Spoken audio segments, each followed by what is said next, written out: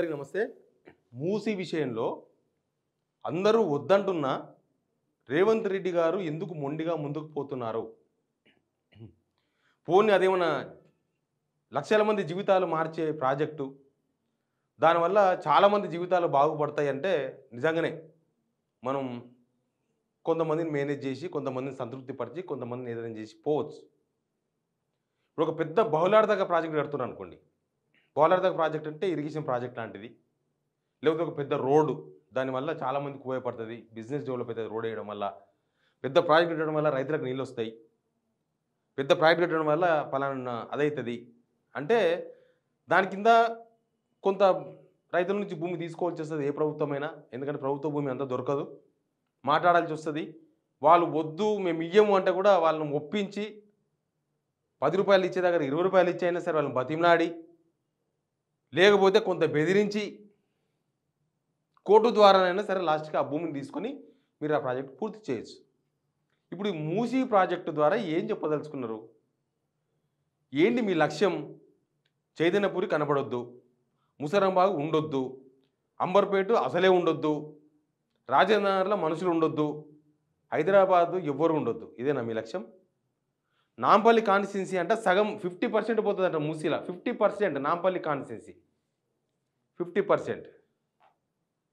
ఇంకా అటు రామంతపూర్, ఉప్పల్, కేసీఆర్ నగర్, కేటీఆర్ నగర్ అక్కడ ఏమేమో కాలనీలు చాలా దూరం తెలుసా. అసలు నేనే పోతా గ్రౌండ్కి. ఇంకా తప్పదు, ఇప్పుడు పోక తప్పదు. ఎందుకంటే నేను కూడా ఉండొచ్చునే.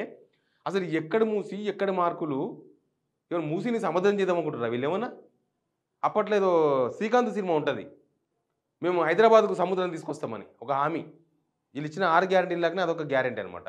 అప్పుడు హైదరాబాద్కు సముద్రాన్ని తీసుకొస్తారు ఏమన్నా? ఆ ప్లాన్ ఉంది ఏమన్నా? ఏడునో మూసి ఉంటే దాదాపు నాకు తెలిసి ఒక కిలోమీటర్ దూరం వరకు మార్కేసారంట. కిలోమీటర్ దూరం ఒక పక్క, అవతల పక్క చైతన్యపురి, ఇవతల పక్క రామంతపూర్ల కాలనీలు. ఏమని అర్థం చేసుకోవాలి దాన్ని?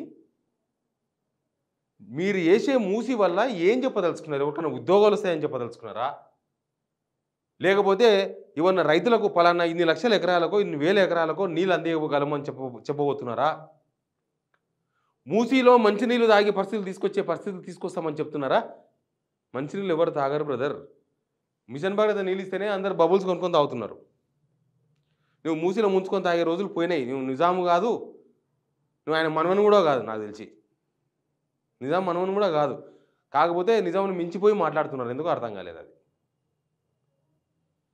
మూసి మీరు ఏం ప్రాజెక్ట్ చేస్తారో ఏం పాడు చేస్తారో దాన్ని మీరు దానిలో నీళ్ళు ఎక్కడి?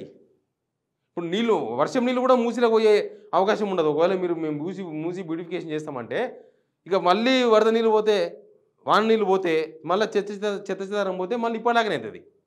ఇప్పుడు ఎట్లుందో అట్లే అవుతుంది, అంతకు మించి అవుతుంది ఇంకా అవసరమైతే. మీరు ఏంది మల్లన్న సాగర్కి నీళ్ళు తీసుకొచ్చి, హిమాయత్ సాగర్లకు పట్టుకొచ్చి, గండిపేటలకు పట్టుకొచ్చి ఆ నీళ్ళని మళ్ళీ గేట్లు ఎత్తి మూసిలో నింపుతారు. అంతే కదా మీ ప్లాను? అది దేనికి పనికొస్తుంది? ఫోటోలు దిగనికి తప్ప దేనికన్నా పనికొస్తుందా మీరు చేసే మూసి వ్యవహారం? ఫోటోలు దింపనీకే, వీళ్ళు వచ్చి ఫోటోలు దిగనీకే ఇప్పుడు ఇంతమంది నిరాశ్రయులు కావాలన్నా? నేను చెప్పినా కదా నిన్ననే, మూసీలో ఎవరైతే 30 గజాలు 40 గజాల భూములో చిన్న చిన్న ఇండ్లు కట్టుకొని రేకుల షెడ్లు వేసుకొని ఉన్నారో వాళ్ళకి ఇవ్వండి డబుల్ బెడ్రూమ్ ఇండ్లు. వాళ్ళు మిమ్మల్ని తలుచుకుంటారు. ఎందుకంటే వాళ్ళు 30 గజాలు 40 గజాలు ఉండే బదులు డబుల్ బెడ్రూమ్ ఇండ్లు ఉంటే అంతకన్నా అదృష్టమేమి ఉండదు. కానీ మీరు బఫర్ అని చెప్పి తీసుకుపోయి బఫర్ల 100 గజాలు, 120 గజాలు, 200, 300 గజాలు, G+1, G+3, G+4 ఉండి ఒక 3 అన్నదమ్ములు మొత్తం కలిపి వేసుకున్న ఇండ్లను తీసుకుపోయి కూలగొట్టి డబుల్ బెడ్రూమ్ ఇండ్లు ఇస్తామంటే మీరు ఎవరైనా జీవిత ప్రమాణాలు పెంచుతున్నారా, తగ్గిస్తున్నారా? వీళ్ళని తీసుకుపోయి డబుల్ బెడ్రూమ్ ఇల్లు ఇవ్వండి, వాళ్ళ జీవితంలో కొద్దిగా మార్పు వస్తుంది. వీళ్ళ జీవితంలో వీళ్ళని బుగ్గిపాలు చేయాలనుకుంటున్నారా మీరు? అసలు మీ లక్ష్యం ఏంది? డబ్బులేనా? నాకు ఒక కాంగ్రెస్ లీడర్ చెప్తున్నాడు, అన్న ఆయనకు వాల్యూ తెలియదు, ఈయన ప్రతిపక్షంలో ఉన్నప్పుడు ఎవడన్నా వస్తారు కదా, సార్ మాది పలానా సమస్య ఉంది, మాది 3 ఎకరాల పొలం ఉంది, వాడు కూడా కబ్జా చేసినాడు ఉంది అంటే దానికి ఆయన బెదిరించి అర్ధకు పుక్కడికి తీసుకొని ఆ భూమిని తీసుకొని వీళ్ళ అవతలను బెదిరించి ఆ భూమి ల్యాండ్ ఓవర్ చేసుకుంటారు. వీనికి ఇన్నో ఇస్తారు. ఎకరాల ₹1 కోటి ఉందనుకో, ఇంకో 10 లక్షలకి ఇస్తారంట. అంతేగా అదంతా అయిపోయినాక ఇస్తారంట, మేము చూసుకుంటాం పో అని. అట్లా బాగా ఋషి మరిగిన వాళ్ళు గవర్నమెంట్‌కి వచ్చిన తర్వాత సమాంతరంగా గవర్నమెంట్‌కు సమాంతరంగా వీళ్ళు ఇంకొక వ్యవస్థ నడిపిస్తున్నారు. ఈ అప్పుడే ఇంత సంపాదిస్తే ఇప్పుడు ఇంత సంపాదించాలని టార్గెట్ పెట్టుకున్నారు వీళ్ళు అని చెప్తున్నారు కాంగ్రెస్ వాళ్ళు. దీని మీద నాకు ఎవరైనా నోటీస్ పంపిస్తే కూడా నేను మీకు రిప్లై ఇస్తా, విత్ ప్రూఫ్స్‌తో ఇస్తా. I'm ready. ఏం చేస్తున్నారు నేను, నా దగ్గర కూడా ఉన్నాయి, వ్యవహారం ఉంది, ఉత్తగా మాట్లాడతలేను. అయితే మీరు దానికోసం అని చెప్పి జనాలందరినీ బలి చేయాలనుకుంటున్నారా? ఫోటోలు దిగనికి ఉత్తగా. బట్ ఇంక పర్యావరణం ఎక్కడుంది? పర్యావరణం ప్రేమ ఎక్కడుంది? నువ్వు పర్యావరణం వేస్తే వాన నీళ్ళు అయితే, నువ్వు పర్యావరణం అయితే మళ్ళీ వాన నీళ్ళను మూసీలకు పంపకూడదు. ఓకే.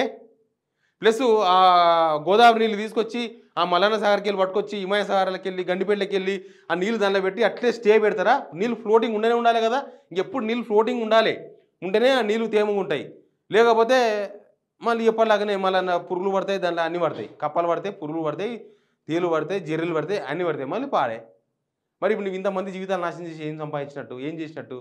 దీని వెనుక మోటో ఏంది? అందరూ అడుగుతున్నారు రేవంత్ రెడ్డి గారిని, ఏంది మీరు డబ్బుల కోసం ఇదంతా చేస్తున్నారా అని. వాళ్ళు రెస్పాండ్ అయితే లేరు. ఆ శ్రీధర్ బాబు కూడా రెస్పాండ్ అయితే లేడు, పొన్నప్రభ కూడా రెస్పాండ్ అయితే, వాళ్ళు కూడా అన్ని అడ్డమైన మాటలు మాట్లాడుతున్నారు తప్ప అసలు విషయం చెప్తలేరు. అంత ఇంపార్టెన్స్ దేనికి? మూసీ ప్రక్షాళన అనేది అంత ఇంపార్టెంట్. మనం ఏమన్నా సర్ప్లస్ స్టేటా? మనతో పైసలు మస్తుగా ఉన్నాయి, కారిపోతున్నాయి, ఏం చేయాలని, అమ్మ పైసలు ఉత్తగా పోయే బదులు ఏదైనా చేద్దాం అని చేస్తున్నదా ఇదేమన్నా? అట్లా కూడా కాదు కదా. మనదే అప్పులపాలయ్యి ఉద్యోగులకు జీతాలు ఇవ్వలేక సతమతం అవుతున్నాం, ఇచ్చిన హామీలు అమలు చేయలేకపోతున్నాం, పెన్షన్ ఇవ్వలేకపోతున్నాం, ఉద్యోగులు రిటైర్మెంట్ అయితే వాళ్ళకి బెనిఫిట్స్ ఇవ్వలేకపోతున్నాం, పిల్లలకు ఫీజు రియంబర్స్మెంట్ ఇవ్వలేకపోతున్నాం. మీరు ఇచ్చేది ఏంది? సెంట్రల్ గవర్నమెంట్ ఇస్తున్న ఆ బియ్యం తప్ప, రేషన్ బియ్యం తప్ప ఇంకేమి ఇస్తున్నారు? అది కూడా సెంట్రల్ గవర్నమెంట్ ఇస్తుంది, వీళ్ళు ఇస్తలేరు. మరి ఏంది మీరు ఇచ్చేది? ఇంకా మీరు చేస్తున్నది ఏంది? మీ గ్యారెంటీలన్నీ కూడా ఎప్పుడో దొబ్బేసినాయి, అంతా అయిపోయింది. గ్యారెంటీల గురించి మాట్లాడితే సిగ్గవుతుంది. మీరు చెప్పినప్పుడు సిగ్గుపడడం లేదా కానీ ఇన్నోళ్ళంతా ఇప్పుడు సిగ్గుపడుతున్నారు, జనమంతా సిగ్గుపడుతున్నారు. మనమంతా తెలివి తక్కువ, ఇంత తెలివి తక్కువ మనల్ని ఇంట్లో పోతే కొట్టించారు వీళ్ళని. ఇప్పుడు ఈ మూసీతో ఏం చెప్పదలుచుకుంటారు? కరెక్ట్గా చెప్పాలి. ఇప్పుడు మల్లన్న సాగర్ కింద 3 గ్రామాలు పోయినాయి, దానిలో 80% జనం స్వచ్ఛందంగా పోయినారు. ఒక 20% జనం మా భూములు మా ఊర్లని ఉంటుంది. ఎవరికైనా ప్రేమ ఉంటుంది, ఉన్న ఊరు మీద, కన్న ఊరు మీద, భూముల మీద ప్రేమ ఉంటుంది. అరే వీళ్ళు ఇచ్చే పైసలతో భూమి వస్తుందా మళ్ళా అనేది ఉంటుంది. అది లెక్క. కాళేశ్వరం ప్రాజెక్టు ద్వారా రైతులకి ఇంత లబ్ధి చేకూరుతుంది, ఇంత మంచి జరిగింది. నువ్వు కట్టే మూసి వల్ల ఎవరికి మేలు జరుగుతుంది? కరెక్ట్గా చెప్పాలి. ప్రభుత్వం డిపిఆర్ ఉందా మీ దగ్గర? డిపిఆర్ ఉందా? డిపిఆర్ ఉంటే ప్రజల ముందు పెట్టి ప్రజలకు అర్థమవుతుంది చెప్పండి. ఇగో మేము పెట్టిన డిపిఆర్ ఇది, మా ప్రాజెక్ట్ ఇది, మా ప్రాజెక్ట్ వల్ల ఇది లాభం జరుగుతుంది కాబట్టి మేము దీని విషయంలో చాలా సీరియస్గా ముందుకు పోతున్నాం. ఏ మినిస్టర్ ఒకవేళ నన్ను రమ్మంటే నేను వస్తా, నేనే సవాల్ విసురుతున్నా, మీ డిపిఆర్ మీద చర్చకు వస్తా. ఎవరిని పిలిస్తే చెప్పండి వస్తా. పిలుస్తారా? పిలిస్తే నేను వస్తా. డిపిఆర్ మీద మీ డిపిఆర్ మీద చర్చకు నేను రెడీ. లేదా పబ్లిక్ డొమైన్లో పెట్టండి, జనాలకు చెప్పండి. ఎవరైతే లాస్ అవుతున్నారో, ఎవరైతే కింద మీద భయపడుతున్నారో కనీసం వాళ్ళకన్నా అర్థమవుతుంది. మీ డిపిఆర్ ఎంతో తీసుకొచ్చి ముందర పెట్టండి. మీ డిపిఆర్ ముందర పెడితే అర్థమవుతుంది. అసలు ఇదంతా జరుగుతుంటే, ఇంత అల్లకొల్లాలని జరుగుతుంటే ఉద్యమ సంస్థలు ఎక్కడ పోయినాయి, లేకపోతే ప్రజా సంఘాలు ఎక్కడ పోయినాయి, నాకు అది కూడా ఏం అర్థం కాలేదు.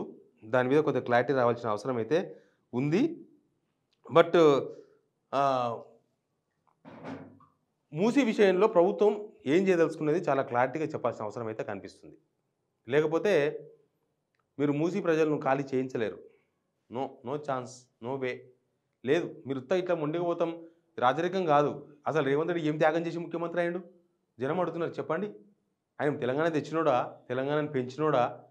ఈయన ఏదో పెద్ద ఉక్కుపాదం మోపుతా, ఎర్రపాదం మోపుతా, ఇవన్నీ మోపుతా అంటే ఆడ మస్తున్నాయి ఉక్కుపాదాలు. ఆడ వాళ్ళు ఏదో మోపితే మళ్ళీ తెలంగాణలో ఉన్నాం మనం. ఎటు పోతామో మనకే తెలియదు. మూటములు అర్థకం పోవాల్సి వస్తుంది. అనవసరంగా పాలమూరుకు చెడిపోయాడు దేకండ్రి. పాలమూరు వాళ్ళు కొద్దిగా మంచోళ్ళు, ఇంత దారుణంగా ఉండరు. పేదోళ్ళ మీద కొద్దిగా చూపండ్రి. బట్ ఈ ప్రాజెక్టు ద్వారా ఎవరికి లబ్ధి చేకూరుతున్నది చాలా క్లియర్ కట్గా ప్రభుత్వం చెప్పాల్సిన అవసరం ఉంది. వచ్చే లాభం ఏంటి? క్లియర్ కట్గా ఎవరికి లబ్ధి చేకూరబోతుంది, ఏం లాభం? కొంతమంది వాళ్ళు ఇంజనీర్లు కాదు కానీ బాధితులు చెప్తున్నారు. ఏమని తెలుసా? నీకు అంతగానం జనాల మీద ప్రేమ పొంగిపోయి, అయ్యో రేపు నాడు వచ్చి మొత్తం వానొచ్చి వరదొచ్చి మూసి మొత్తం పొంగిపోతుంది, మొత్తం మూసి పక్కన ఆ పక్క మొత్తం మునిగిపోతే కొట్టుకపోయి చచ్చిపోతారు అన్నంత ప్రేమ మీకుంటే రిటర్నింగ్ వాల్ కట్టండి. 10,000 కోట్లు పెడితే రిటర్నింగ్ వాల్ అయిపోతది. మొత్తం 55 కిలోమీటర్ల రిటర్నింగ్ వాల్ కట్టొచ్చు. ఆ పక్క, ఈ పక్క. కట్టండి రిటర్నింగ్ వాల్. కొందరు అంటున్నారు మున్నేరు వాగు పొంగింది.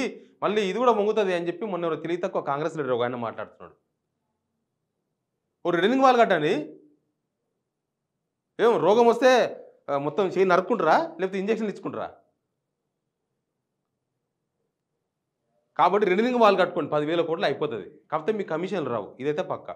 ఏమొచ్చినా 1000 కోట్లకి 2,000 కోట్లకి మించి ఎక్కువ తినలేరు. మీరు ఇప్పుడు ఎక్కువ ఆశతో ఉన్నారు. ఎక్కువ ఆకలితో ఉన్నారు. ఒకటేసారి ఏమంటారు బంగారు బాతుకుడు కదా తెలుసు కదా! నీ యమ్మ రోజొక గుడ్డు పెట్టుడేంది, రోజొక గుడ్డు బంగారు బాతు. ఒకటేసారి బాతుని కోసేస్తే మొత్తం బంగారు గుడ్లన్నీ ఒకసారి బయట పెడతాయని కోస్తే ఏమైంది? లోపల ఉంటాయా? రోజు ఒక గుడ్డు తయారైతది అంతే. మీరు అట్లా ఆశపడుతున్నట్టున్నారు. బట్ తెలంగాణ ప్రజలకైతే మీరు చెప్పాల్సిన అవసరం ఉంది. అసలు ఎందుకు మూసి అంత ఇంపార్టెన్స్ ప్రభుత్వానికి? అప్పుల పాలై ఉన్నాం మనం. మనతోని పైసలే లేవు. దిక్కుదివాన లేదు. 1,50,000 కోట్లు పెట్టి ఎందుకు ఏం చేద్దాం అనుకుంటున్నారు మీరనేది క్లారిటీ ఇయ్యాలి. Please subscribe signal TV.